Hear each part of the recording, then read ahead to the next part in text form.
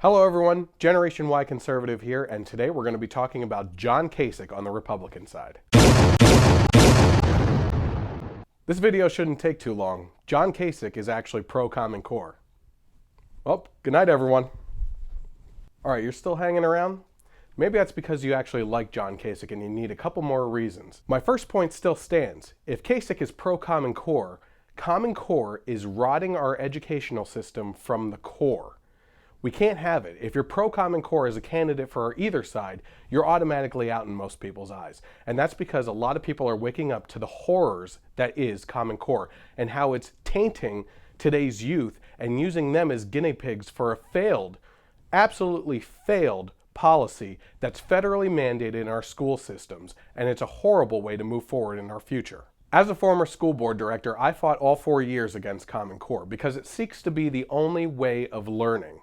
It's the only solution. If kids know, for example, in regards to math, the old school method that you and I may have grown up with, if they start doing that, they lose because Common Core is the only way of doing the problem. And that's because the Common Core method focuses on the process itself and not the actual final answer, which is absolutely ridiculous. Just imagine what the next generation of accountants is going to look like. So again, Kasich is pro-Common Core. The next strike that John Kasich has against him is that he wants this primary process to go to a contested convention and eventually a brokered convention because he thinks that he can possibly be the Republican nominee in the end for the general election. That means in John Kasich's delusional mindset right now, he believes that the American people shouldn't have a voice, that the RNC should be able to pick whoever they want and screw over the people who are voting for the other candidates in the primary process and put him in instead. Let's put aside for a second that he actually needs to win 115% of the remaining delegates, which is obviously impossible. Someone could jump into the race right now and have just as good of a chance as him. But not only that, in order to be considered at a brokered convention, he actually needs to win 8 states. John Kasich has only won 1. And that happens to be Ohio, his home state. I'm getting word right now that John Kasich has just won the Super Bowl.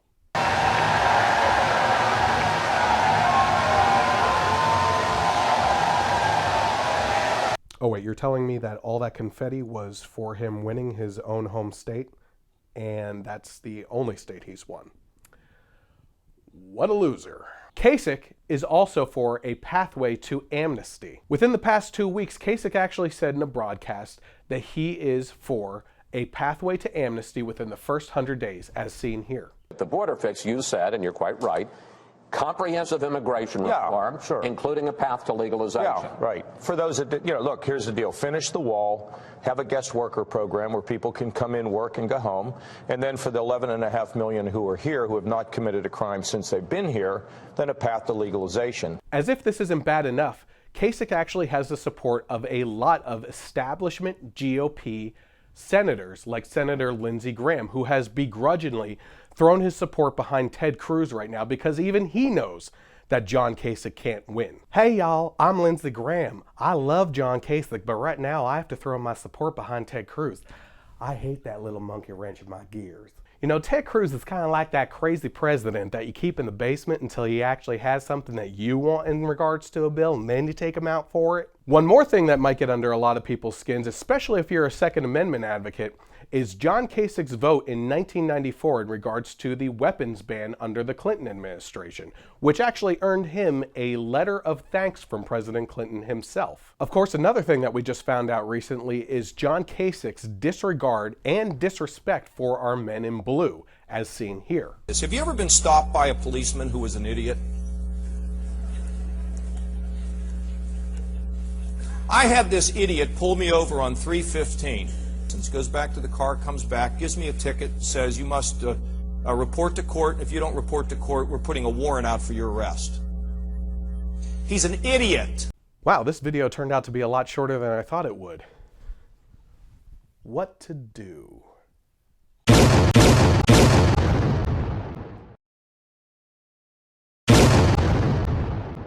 What the heck happened with Dr. Ben Carson? I've been a Dr. Ben Carson fan from the beginning, but it was one of his stances that actually had me not want to vote for him.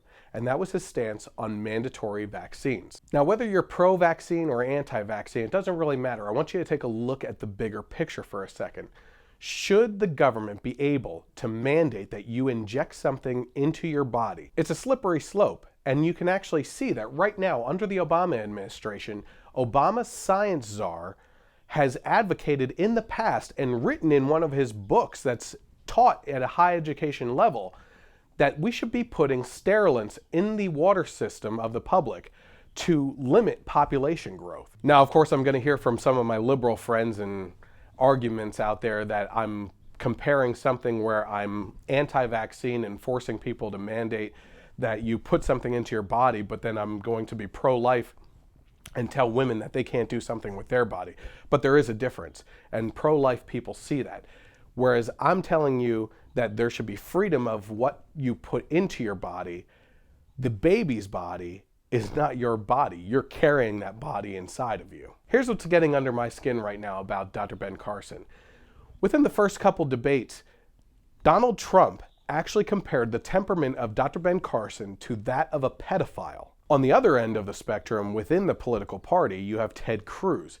Ted Cruz's campaign was watching on the Iowa caucus night when CNN put out a tweet through one of their reporters that there was a possibility that Dr. Ben Carson was going to be dropping out of the race that night. They ran with it, as any campaign would that was paying close attention to this. Dr. Ben Carson didn't end up dropping out of that process of the primaries, but it screwed over Dr. Ben Carson a little bit. Ted Cruz apologized for that in person to Dr. Ben Carson and at the next debate on the world stage to everyone. Ben is a good and honorable man, and Ben and Candy have become friends. He has an amazing life story that has inspired millions, including me. When this transpired, I apologized to him then, and I do so now. Ben, I'm sorry.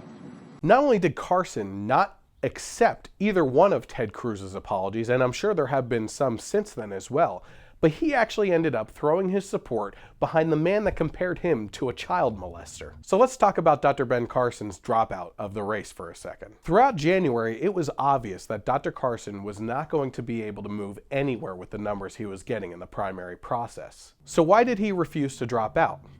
Well, I speculated back on January 24th on my page that the reason why Carson wasn't dropping out was that he was bleeding votes from Rubio and Cruz so that they couldn't go in the primary process over Donald Trump's numbers, and that there was a backdoor deal made between Carson and Trump for a cabinet position down the road in Trump's cabinet. Lo and behold, as Carson drops out, who starts talking about that there's a position waiting for him in the Trump administration? Now, if you remember, when Dr. Carson jumped into the race, he went on the idea that he was not a politician. He wasn't from the DC inner circle, that he was running against the types of political games that are played in DC and throughout this primary process. But what happens in the end?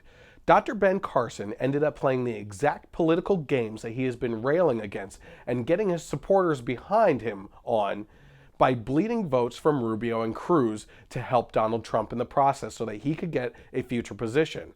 Carson is a hypocrite. So not only did he jump behind the guy that compared him to a child molester and start playing political games that he was been railing against since the beginning of this race, but when I was down at CPAC and he was on stage, he said this about the characteristics he was looking for in the next presidential candidate that he would want to endorse. Many people have said, who are you going to endorse? Well, let me tell you exactly the criteria that one should use when utilizing that brain. If we're talking about somebody who's going to lead America and the world, you need somebody who has demonstrated significant accomplishment in their life. Number one. You also need somebody whose ideas and policies are clear and easy to find so that with your intellect you can evaluate them. You need to look at how they treat others and how they treat their family, because that's how they're going to treat the American people. We need to see what have they done for America. Someone who wants to lead this nation should in fact have demonstrated in their life that they are trying to improve life for people in America. And we should also look at the people that they work with. Who are those people? What do those people have to say?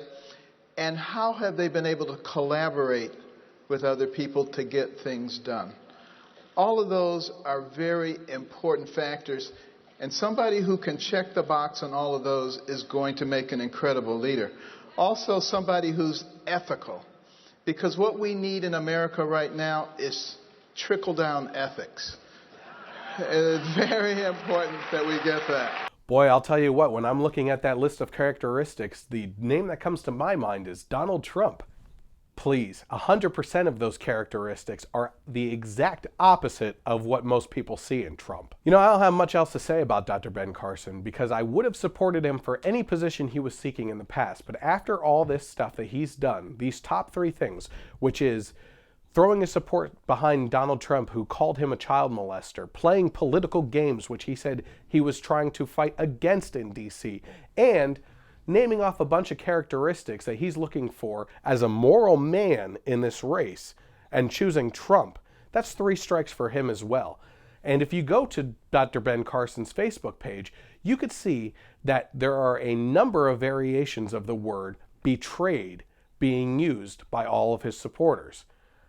I personally, and I know a lot of people that used to support him, will never support him for a political position in the future again, because he has lost that trust with all of us. Well, that's my look at John Kasich and Dr. Ben Carson. You can click over here to subscribe to my channel, or over here to look at my analysis of Ted Cruz and Marco Rubio. Stay tuned, because next we're going to be taking a look at Hillary Clinton, and I have a lot to say about her scandals and criminal behavior. You can also click on share and like below to share with your friends and family. I'll catch you next time. Hey y'all, I don't know why you're making fun of John Kasich so much. I am his puppet master. Maybe I should have ended it with, hey everyone, next week we're going to look at one of my women, one of my side women. Hey, yeah, I see you right back there. I like you. I like you a lot. Hey, what are you doing later? Yeah? No? You do? You don't? All right, I'm gonna be up in my hotel room. I'll see you later. Bye now.